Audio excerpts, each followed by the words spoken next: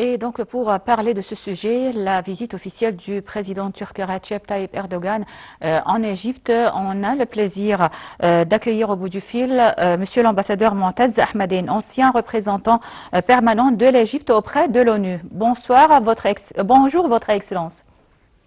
Bonjour ou bon après-midi, Madame Hussein. Merci pour m'avoir appelé. Merci. Alors, donc aujourd'hui, c'est une visite officielle très importante du président turc Recep Tayyip Erdogan et il y aura des discussions entre le président Abdel Fattah el-Sisi et son homologue turc sur divers sujets, bien sûr sur les relations stratégiques entre Le Caire et Ankara et d'autres sujets à aborder comme l'économie et donc les dossiers d'intérêt commun, les dossiers régionaux.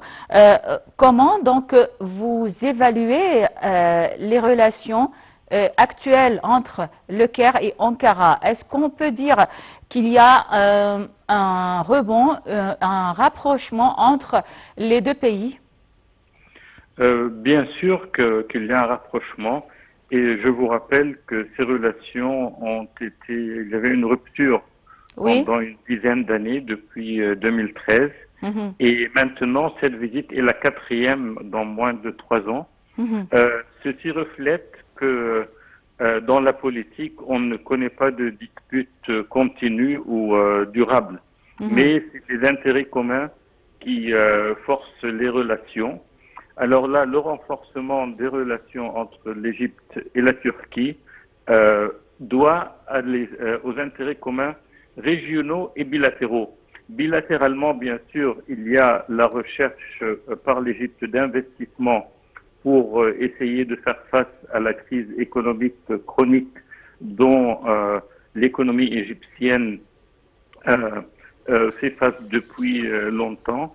D'autre part, régionalement, il y a bien sûr les dossiers de la Libye, le Soudan, bien sûr la Palestine, même la médiation en ce qui concerne l'Iran et les États-Unis et beaucoup d'autres sujets, la Somalie, le Yémen, parce que la Turquie est présente dans la région et c'est un pays important, mais aussi l'Égypte est un pays central dans la région et au-delà de la région, et les deux pays ont des intérêts communs et ils doivent bien sûr coordonner leurs positions et leurs intérêts pour réaliser un bénéfice pour toutes les parties.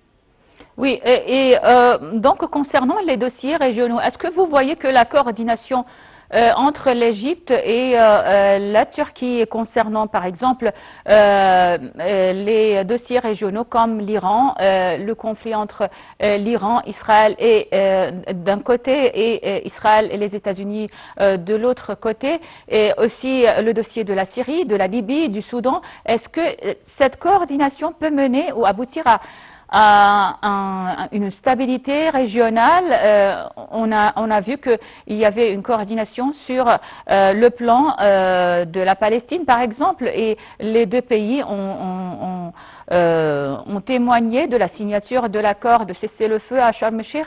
Alors, est-ce que cette coordination politique et diplomatique peut aboutir à une stabilité, à une paix régionale? Bon, je vais commencer par le Soudan, par exemple. Je crois que la coordination entre l'Égypte et la Turquie a commencé à donner fruit.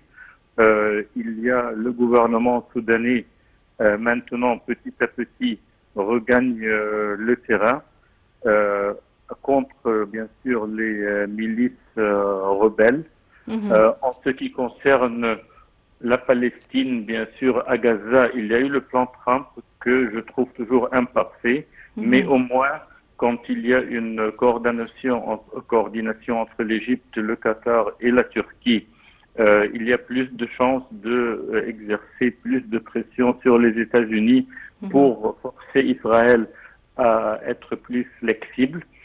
En ce qui concerne la Syrie, bien sûr, c'est la Turquie qui mène le jeu là-bas, mais l'Égypte aussi appuie le gouvernement syrien par des mesures économiques et politiques en même temps.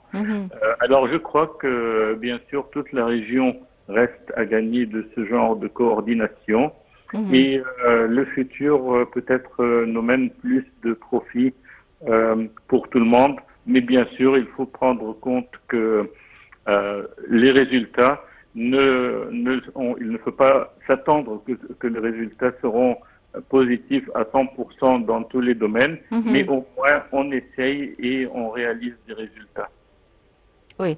Alors, Monsieur l'ambassadeur Moutaz Ahmadine, ancien représentant permanent de l'Égypte auprès de l'ONU, merci beaucoup pour votre intervention. Vous êtes toujours le bienvenu sur Nahal TV International et on continue donc avec nos nouvelles et le ministre des Affaires étrangères.